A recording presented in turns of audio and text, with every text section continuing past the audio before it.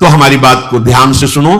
तुम जिस परिस्थिति में हो, भगवान ने तुम्हें जहां रखा है, जैसी परिस्थिति में रखा है, तुम्हें निराश हताश होने की जरूरत नहीं है। वहीं तुमको सब फल मिल जाएगा। बस तुम ठीक से नाम जप करना शुरू कर दो। नाम जप अर्थात निरंतर भगवत संयोग, निरंतर भगवत, जय नाम तेई कृष्ण। कृष्ण नाम और कृष्ण स्वरूप अभेद है। जय नाम, अगर हम बोल रहे राधा राधा, तो मेरी लाडली जो राधा नाम रूप से मेरी जिह्वा में विराजमान है, अपार कृपा कर रही है। ये राधा नाम ऐसे सुनने को नहीं मिलता, ना जिह्वा में आता है। जब महारानी जी के रजोपसेवी रसिक जनों की कृपा, धाम की कृपा, तब जाके राधा नाम। ये तो राधा नाम वेद पुराणों से भी अलक्ष्य है। ये अन्यत्र आपको कहीं नहीं सुनने को मिले। यहीं से बाहर हटिए, मथुरा जाइए तो जय श्री कृष्ण मिलेगा, जय श्री कृष्ण। क्योंकि ये भूमि जिसमें आप विराजमान हैं, ये महाप्रेमामृत का सार परा विद्या स्वरूप राधा नाम। वृंदावन के वृक्ष को मरम न जाने कोई, यहां डाल डाल और पात पात में राधा राधा। यहां तो वायु भी राधा राधा बोलती है, यहां के पशु पक्षी राधा यशो मुकर मत, एक एक पक्षी राधा राधा बोलता है। हमारी श्रवण इंद्रिय में दम नहीं, इसलिए हम समझ नहीं पा रहे। महाप्रेम समुद्र है श्री धाम वृंदावन। मन नहीं लगता, कोई बात नहीं। भाव नहीं बनता, कोई बात नहीं। आप केवल जिभ्याग्रे, जिभ्या के अग्र भाग में उच्चारण कीजिए, राधा राधा राधा। जिभ्याग्रे नहीं मन से अग्रे, मन लगे ना लगे, जीभ से बोलो, तुम्हारा काम हो जाएगा। नाम से जगन्यंता सर्वेश्वर भगवान खिंचते हुए हमारे पास आ जाएंगे। पतंगो यथा त्वाम अनुभ्राम्यमाणः, प्रभु हैं पतंग, नाम है डोरी, खींचते जाओ, राधा राधा राधा, नजदीक आते चले जाएंगे। पतंग को पकड़ना चाहो, डोरी छोड़ दो, कभी नहीं पकड़ पाओगे। नाम छोड़ दो, भजन छोड़ दो और साधन करो, हरि नहीं अधीन होने वाले। डोरी है, नाम रूपी डोरी को निरंतर खींचते, राधा राधा राधा। पतंगो यथा त्वाम अनुभ्राम्यमाणः। मृत्यु का भय तुम्हें इसीलिए सताता है कि तुमने मृत्यु की तैयारी नहीं की। जैसे किसी गृहस्थ के यहां अचानक 20 आदमी आ जाए, वो घबरा जाएगा कि हमने कोई तैयारी नहीं की है, कैसे एकदम 20 आदमी एकदम। और जब बारात आती है तो 500-1000 आदमी आते हैं, मुस्कुरा के स्वागत करता है। क्यों? पहले से तिथि तारीख निश्चित थी, तैयारी फिट थी। 500 की जगह अगर 100 और बढ़ जाते हैं तो कढ़ाई चढ़ी हुई, कोई परेशानी नहीं। हमें जहां जाना है वहां का हमें परिचय प्राप्त हो चुका है, हमारा निश्चय हो चुका है, तैयारी है पूरी, अभी जाना हो अभी चल दे, कोई परेशानी नहीं। लेकिन आपने तैयारी तो रहने की है, जाने की तो की नहीं। यहां पूरे विश्व में जितने भी हैं, कोई बिरले हैं जो जाने की तैयारी में लगे, नहीं सब रहने की तैयारी में लगे। नहीं, आप ये पेंट थोड़ा गंदा हो गया, नया पुतवा दीजिए, ये हो ये बनवा दीजिए, वो कर दीजिए, सब रहने की तैयारी में। आखिरी तक दांत खराब हो गए, नए लगा दीजिए। आंख खराब हो गई है, ऑपरेशन करके चश्मा लगवा दी। कान खराब, मशीन लगा दी, मशीन। हाँ, वो दिल ब्लॉक हो रहा है तो नली डाल के वो कर दीजिए। रहने की तैयारी। अब जब जाने की बात आती है तो होश उड़ जाते हैं। हमने जाने की तो तैयारी नहीं की थी। मृत्यु से भय क्यों लगता है?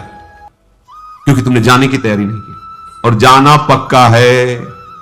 जैसे सरकारी आदमी होता है ना, उसको बंगला गाड़ी मिलती है, प्रयोग करता है, उसकी आसक्ति नहीं होती। क्योंकि कब सरकारी आदेश आ जाए कि इस प्रांत से उस प्रांत में जाना, वहां तो बंगला गाड़ी मिलेगा। वो सरकारी है, प्रयोग कर रहा है, लेकिन उसकी आसक्ति नहीं। जैसे कोई कहे ना कि ये खिड़की का कोना टूटा हुआ है, क्या है, कभी भी आदेश आ सकता है कि आपको अमुक जगह जाना है, वहां नया बंगला गाड़ी मिलेगी, ये तो सरकारी है, वो ठीक कर रहा है, हमें तो केवल सरकारी काम। बिल्कुल ऐसे ही ये सरकारी गाड़ी मिली है सरकारी काम करने के लिए। भगवत प्राप्ति साधन धाम मोक्ष कर द्वारा, पाई न जे परलोक सभारा, सो परत्र दुख पावई, सिर धुनि धुनि पछताए, काले कर्मई ईश्वरे मिथ्या दोष लगाए। अब जब बुलावा आया, डॉक्टर ने कहा कि बस 1 साल के हो तुम, बस ये कैंसर ले जाएगा वो, मतलब बचने की संभावना। क्योंकि तैयारी जाने की नहीं की थी ना, रहने की तैयारी की थी। अब कहां जाएंगे? जितना हमने प्रेम फैलाया वो तो यही है, जितना हमने कमाया वो सब यही है, जिसके लिए कमाया वो सब यही। अब हम कहां जाएंगे? हमारा मित्र कौन होगा? हमें प्यार कौन करेगा? हमारे पास है क्या? गया। मन पछितई है अवसर बीते, दुर्लभ देह पाए हरिपद भजु, करम बचन अरु जीते, मन पछितई है अवसर बीते। ये सुत बनिता आदि जान स्वारथ रत, ना करुणे सभी ते, अंत ही तो ही तजेंगे पामर, तू न तजय वहीं ते। ये सब तुझे छोड़ देंगे, तैयारी कर। गुरु कृपा से हम अपने हृदय की बात कह रहे हैं, प्रतिपल तैयार है। क्यों? जैसे कभी स्मरण भी आया, कष्ट होता, जैसे कल था डायलिसिस हो रहा, बीच में एकदम तो प्रसन्नता होती है, श्री जी के पास जाना है। कहां जाना है? श्री जी के पास जाना है। मृत्यु हमारे लिए मृत्यु थोड़ी है, श्री जी के पास जाने का पास है ये। अब फाइनल, अभी तक तो भाव से रहा, अब फाइनल, खत्म, संसार चक्र खत्म। अब तो अपनी लाडली के पास जाना है, बस। कितना आनंद! जैसे आपका कोई प्रिय है, वर्षों से आप उससे मिलना चाहते हैं और गाड़ी आ गई, बुलावा गया, चलिए आप, तो आपको कैसा लगेगा? ये थोड़ी लगेगा कि भय लगे, नहीं, एक उमगन आएगी, आप तो तुरंत तैयार हो जाएंगे चलने के। हाँ, हम तो वर्षों से इंतजार कर रहे हैं, बस। ये जो मृत्यु तुम्हें भय प्रदान कर रही, तुमने तैयारी नहीं की। मृत्यु अमंगल में नहीं है, परम मंगल है। मृत्यु शोक नहीं है, महोत्सव है। बस यही समझ नहीं पा रहे। क्यों? भगवान ने मृत्यु को अपना स्वरूप कहा है, मैं सर्व कुछ हरण करने वालों में मृत्यु हूं, मेरे प्रीतम है मृत्यु, और कोई नहीं है, श्री कृष्ण है। आलिंगन करो अपने प्यारे श्री कृष्ण का और निरंतर दिव्य लीला में पहुंच चलो। पर यह बात कि कोई तैयारी नहीं कर रहा, सब जीने की तैयारी हो, यही रहने क्यों, किसी को नहीं रहने दिया जाएगा। ये सरकारी बंगला है, यहां ट्रांसफर होते रहते हैं, पुराने गए नए आए, पुराने गए नए आए, आप खुद देख रहे हैं कौन रहा। लेकिन अपने लोगों की बुद्धि इस बात में तैयार नहीं हो रही कि मुझे जाना है। अंदर से देखो, अंदर की बात कह रहे, बाहर से तो अभी आप हाथ उठाओ, कितने जाना चाहते हैं, क्या जाना। जब डॉक्टर कहेगा कि जाने की बात आ गई, तुम्हारी किडनी फेल, तुम्हारा दिल फेल, तुम्हारी इतना बड़ा मुंह बगल, अब क्या होगा? तो तैयारी नहीं थी ना, तैयारी है तो मुस्कुरा देंगे। हाँ, अंदर से हर समय एक आनंद धारा रहती है, वो किशोरी जी के चरणों की। सत्प्रेम सिंधु मकरंद रसौघ धारा, वो धारा हमें जीवित की है, वो धारा हमें ऐसे प्रसन्न रखती है कि किसी को ब्रह्मा का पद मिलने पर भी उतनी प्रसन्नता नहीं होगी जितनी प्रसन्नता हर समय बनी रहती है, ये केवल महारानी जी के चरणों के आश्रय से।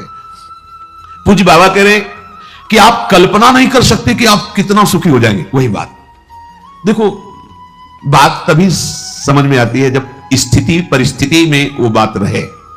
आप स्वस्थ हैं, सब अनुकूलता है, और फिर आप कह रहे हैं प्रभु की बड़ी कृपा है, ठीक है। लेकिन जब आप प्रतिकूल परिस्थिति में अनुभव करें, वाणी से नहीं, एक होता है देखो कि अब भाई भगवान है, वो जो करेंगे तो सहना ही पड़ेगा, हाँ कृपा ही है, फिर मतलब एक सहना, और एक होता नहीं कृपा है, मैं अनुभव कर रहा हूं इसमें कृपा है, वो बात। अब सहना ही पड़ेगा, और एक है कृपा, ये कृपा है जो अनुभव होता है, ये मृत्यु को भी भयभीत कर देगी। आप देख, कुछ नहीं, ऐसा परमानंद प्रकट होता है केवल लाडली जी के आश्रय से। मतलब अब जैसे हम कहें कि जिस समय हम चिंतन करते हैं तो और हर समय करते क्या है, पर कभी कभी उसमें गाढ़ चिंतन जब होता है तब दिखाई देता है कि अरे ये जीव कैसा भ्रमित हो रहा है, कैसे इसका समय नष्ट कर रही माया, जिस समय में ये परम पद प्राप्त कर सकता है उसको कैसे नष्ट कर रहा है, बड़ी भूल हो रही। तो तभी जब वो अंदर से कि आप क्या इतने घंटे सो रहे हैं, बर्बाद क्यों कर रहे हो? अरे एक वो नींद आने वाली है जिसमें सदा सदा के लिए तुम सो जाओगे, होश में हो, मृत्यु आने वाली है। यहां तो काम चलाना है, भोजन पाके, क्रियाएं करके, नींद लेके, ये केवल काम चलाना है। मुख्य हमारा कार्य है भजन, क्योंकि इससे हमारी गति बनेगी। हमारे जीवन का लक्ष्य भजन है। प्रभु की बड़ी कृपा, सच मानिए जिसको सत्संग मिल गया, सत्संग में स्नान करने पर फिर और कुछ कोई तीर्थ स्नान करने की जरूरत नहीं रह जाती। स्वाभाविक कैसे? सत्संग का फल है, मज्जन फल पेखिए तत्काला, काक होए पिक बको मराला। अगर सत्संग रूपी तीर्थ में स्नान कर लिया तो कौवा कोयल हो जाएगा और बगुला हंस हो जाएगा। इसका तत्काल का प्रभाव है। एक सत्संग का शब्द आपके जीवन को बदल देगा। सत्संग के समान कोई बड़ा तीर्थ नहीं है। अगर इसमें जो रोज अवगाहन करते हैं पर आचरण में उतार ले, कुसंग ना होने पावे, तो सत्संग तुम्हें महात्मा बना देगा। पैंट शर्ट में तुम महात्मा होगे, गृहस्थी में रहते हुए तुम महात्मा होगे। महात्मा कोई बाहरी वेश ही नहीं है, महात्मा एक स्थिति है, महात्मा की एक स्थिति होती है। यह बात बिल्कुल याद रखना, कभी निराश मत होना। तुम्हें कभी यह सोचना नहीं पड़ेगा कि मेरा क्या होगा, यदि एक क्षण भी तुम बर्बाद नहीं करोगे तो। महापुरुष तो मेरी बात मान लो, एक क्षण भी भजन से बिलग न जाने पावे। सेवक जी महाराज भी कह रहे हैं कि कबहू काल वृथा नहीं जाए। एक क्षण भी तुम्हारा व्यर्थ नहीं जाना चाहिए। व्यर्थ क्या है? अगर भजन छूटा, नाम छूटा, भगवत आश्रय स्मृति, वो व्यर्थ जीवन है, चाहे जितना आप कमा लो, कुछ नहीं। ये ऐसी बाढ़ सी आती है, वो घटती देखे जाते हैं। किसी व्यक्ति को हमने देखा था एक बार, वो पूरा परिकर आए थे, सोने की कटोरी, चांदी की कटोरी, चांदी की थाल, किसी में अनार के दाने, किसी में पपीता के हुए, ढेर सारी चौकी में बाल भोग के समय। तो पूछा कि उन्हीं के निज जनों से, तो उन्होंने बताया अमुक अमुक अमुक ऐसा ऐसा। फिर कुछ समय बाद वो मिले तो उन्होंने बताया वो जो थे ना, वो इस समय अमुक जगह बंदी है। इतना वैभव, इतना सब, वो किसी बहुत फैक्ट्री के बड़े मालिक थे ऐसा, वो उन्होंने बैंक का कर्जा लिया था ऐसा। ये माया का ऐसे फ्लू चलता है, एक समय सोने की कटोरी और दूसरे समय अल्युमिनियम का कटोरा। बड़ी विचित्र खेल। कभी इस पर भी, ये सत्य नहीं है, ये नाटक है माया का। सत्य है हरिनाम, हरे नामयु, हरे नामयु, हरे नामयु। मान लीजिए, ये मत समझिए कि बाबा जी तो भगवान के पक्ष की बात केवल कह रहे हैं। सत्य विषय यही है, सत्य विषय यही। अगर आप भगवान का भजन नहीं करते तो जो भी कर रहे हो हाथ कुछ नहीं लगेगा, बटोर लो। संतों ने उसको ऐसा बताया है कि जैसे अंधा आदमी एक दुकान में गया और कहा कि हमें कुछ सेवा बताओ, तो बोले अब हम क्या तुमको सेवा बताएं, क्योंकि आंख तो है नहीं, अगर कहीं साबुन उठा के दो, माचिस उठा के दो तो तुम्हें पता ही नहीं, दिखाई नहीं दे रहा। ऐसा करो, तुम मूंज की रस्सी बटो, तो बैठा दिया मुझे, और एक भैंस का पड़ा के लग गया, तो मूंज चबा ले, जैसे ऐसे सरकाता वो चबा जाता। जब शाम हुई वैसे किया तो हाथ ही वाली मूंज थी और कुछ था ही नहीं। इसमें हाथ वाली भी मूंज नहीं रहेगी, क्योंकि हाथ ही नहीं रहेंगे, हाथ भी तुम्हारे साथ नहीं जाएंगे, यहीं छूट जाएंगे। ये पूरे संसार की जितनी क्रियाएं, जितनी वस्तुएं, अगर भजन नहीं हो रहा तो सब व्यर्थ है, सब व्यर्थ। कैसे? जैसे पूर्व में भी हम कुछ रहे होंगे, इस जन्म में हमारे पास क्या है वो पूर्व का? ना वो संबंध है, ना संपत्ति है, ना पढ़ाई है, ना वो बल है, ना वो बुद्धि है। फिर नया नया नया, कब तक चलता रहेगा ये प्रपंच? इसलिए प्रभु ने इस बार तुम पर अहेतुकी कृपा करके ये संयोग प्रदान किया है। ध्रुवदास जी कह रहे हैं, बार बार तो बनत नहीं या संयोग अनूप, मानुस्तन वृंदा विपिन रसिकन संग और विविरूप श्यामा श्याम की उपासना। मैं आपसे फिर प्रार्थना करता हूं कि आप केवल प्रभु के आश्रय में रहना, वो संभाल लेंगे आप, कोई भी हो, कैसे भी हो। अपि सुदुराचारो भजते मामानन्य भाग सादरीव समन्तव्या सम्यक व्यवसिता, ऐसा वो संभाल लेंगे। बड़े कृपालु हैं, बड़े कृपालु हैं। देखो, कोई भी प्रकृति के द्वारा रची हुई वस्तु अपना स्वभाव नहीं छोड़ती। स्वभाव है अपना अपना, सबका स्वभाव, प्रकृति की हर वस्तु का एक स्वभाव है, और वो अपने स्वभाव का प्रभाव दिखा के ही रहती है। पारस का एक स्वभाव है कि छू जाए लोहा तो सोना बना देती है।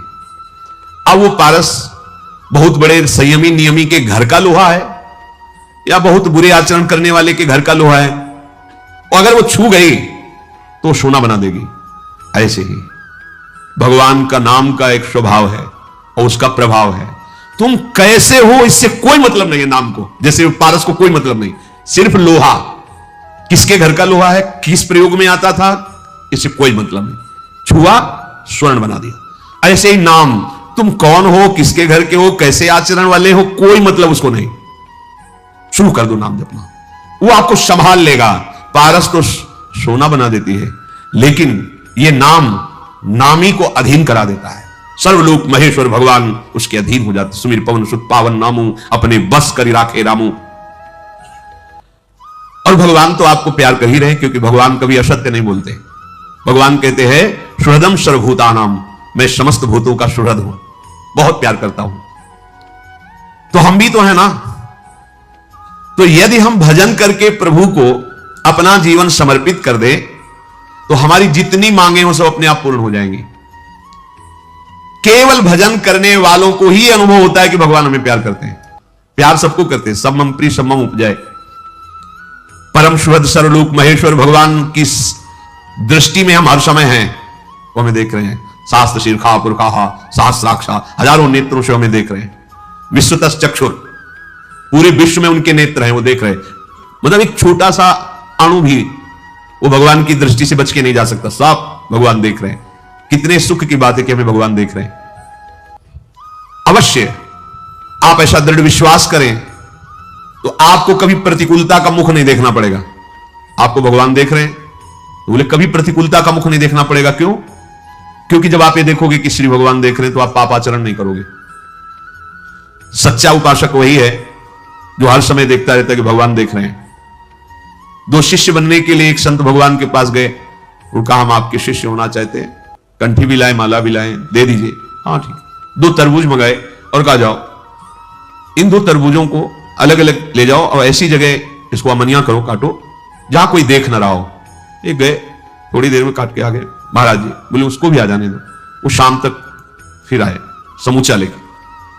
तो उनका भाई आपने तो बहुत जल्दी अमनिया करके ले आए। बोले हाँ, एकांत में गए, जंगल था आसपास, देखा कोई नहीं था, अमनिया किया ले आए। क्यों भाई तुम्हें एकांत नहीं मिला? बोले महाराज जी मैं जहां देखता तो मुझे लगता भगवान तो देख ही रहे ना।